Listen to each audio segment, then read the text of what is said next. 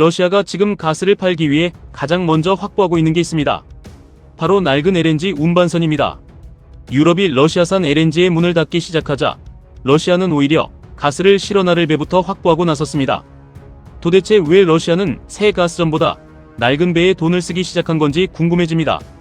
이 이야기는 유럽의 한 가지 결정에서 시작됩니다. 유럽은 러시아산 LNG 수입을 단계적으로 중단하고 있습니다. 단기 계약 물량은 이미 막히기 시작했고 남아있는 장기 계약 물량도 2027년 1월 1일부터는 유럽에 들어올 수 없게 됩니다.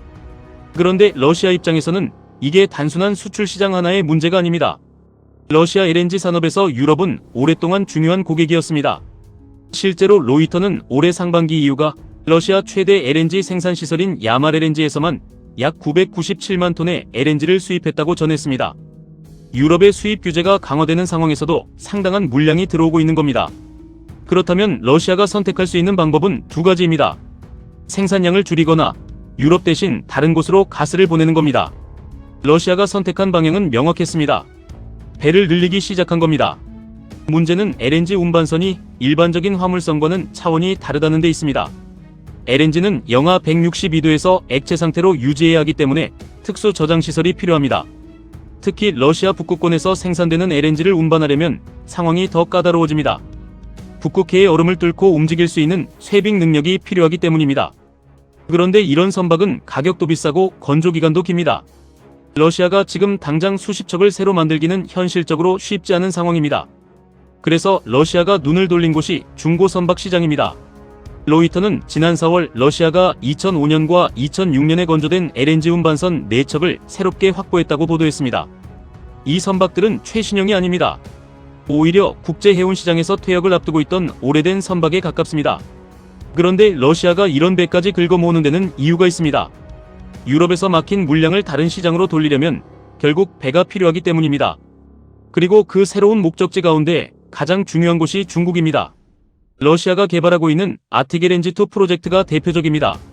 서방의 제재로 정상적인 수출이 어려워졌지만 러시아는 이곳에서 생산된 LNG를 중국 등 아시아 시장으로 보내려 하고 있습니다. 여기서 또 하나의 퍼즐이 맞춰집니다.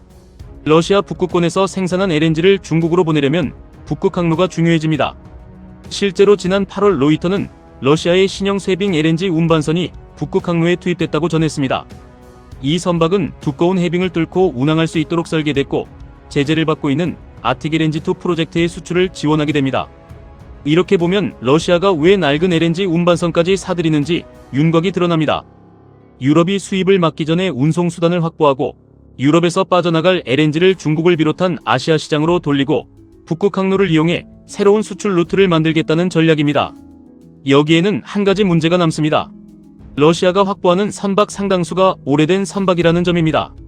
국제 제재를 피해 운항하려면 선박의 소유 구조도 복잡해질 수밖에 없습니다. 실제로 러시아 LNG를 운송하는 선박 가운데는 제3국에 만들어진 회사를 통해 소유관계를 감추는 방식도 나타나고 있습니다. 이른바 그림자 선단입니다. 러시아 입장에서는 낡은 배라도 당장 쓸 수 있다면 가치가 있습니다. 유럽의 문이 완전히 닫히기 전에 새로운 운송망을 만들어야 하기 때문입니다. 결국 이번 움직임에서 가장 중요한 건 LNG 운반선 몇 척을 추가했다는 사실이 아닙니다. 러시아 LNG의 수출 지도가 바뀌고 있다는 점입니다. 과거에는 유럽이 중요한 시장이었다면 이제는 중국과 아시아를 향하고 있습니다. 그리고 그 길을 연결하는 핵심 수단이 LNG 운반선과 북극 항로가 되고 있습니다. 유럽은 러시아산 LNG를 막으려 하고 있고 러시아는 그 순간에 맞춰 가스를 팔 수 있는 새로운 길을 만들고 있습니다.